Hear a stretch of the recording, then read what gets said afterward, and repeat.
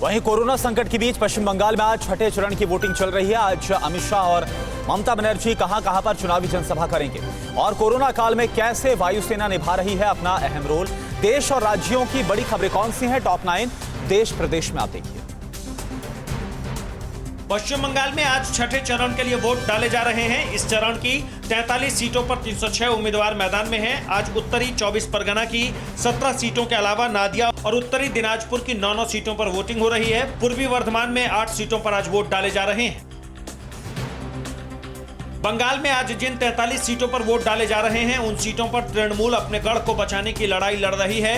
2016 के विधानसभा चुनाव में इन 43 सीटों में से 32 पर टीएमसी जीती थी, जबकि बीजेपी को इनमें से किसी भी सीट पर कामयाबी नहीं मिली थी। लेकिन 2019 के लोकसभा चुनाव के बाद राज्य के समीकरण काफी हद तक बदल चुके हैं।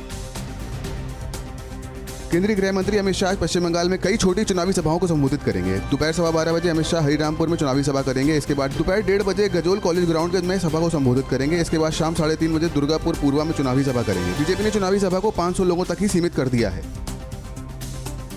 पश्चिम बंगाल की सीएम ममता बनर्जी आज कई जनसभाओं को संबोधित करेंगी। ममता दिनाजपुर, मालदा और आसनसोल में सभा करेंगी। राज्य में 8 चरणों में चुनाव कराए जा रहे हैं। 7वें चरण की वोटिंग 26 अप्रैल को होगी। इस बीच चुनाव आयोग ने एक बार फिर टीएमसी की बाकी बचे चरणों को एक साथ वोटिंग कराने की मांग की खारिज कर दिया है।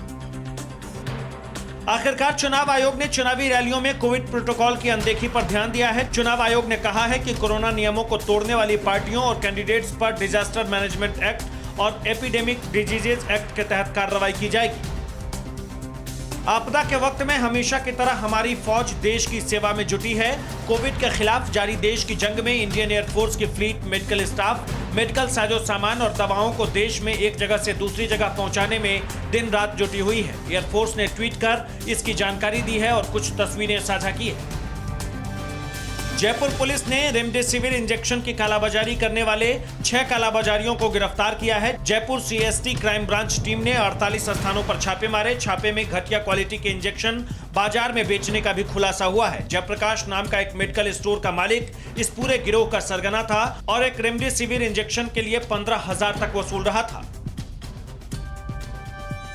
फ्रांस से 4 और राफेल भारत पहुंच गया है। इससे पहले फ्रांस के 5 दिन के दौरे पर गए वायुसेना प्रमुख आरकेएस भदौरिया ने 5वें बैच में 4 राफेल फाइटर जेट्स को हरी झंडी दिखाकर भारत के लिए रवाना किया। खास बात यह है कि इस बार राफेल विमान नॉन स्टॉप उड़ान भरकर भारत लाए गए हैं। इस दौरान राफेल विमानों ने लगातार 8,000 किलोमीटर की उड़ान भरी और हवा में ही उनकी रिफ्यूलिंग की गई।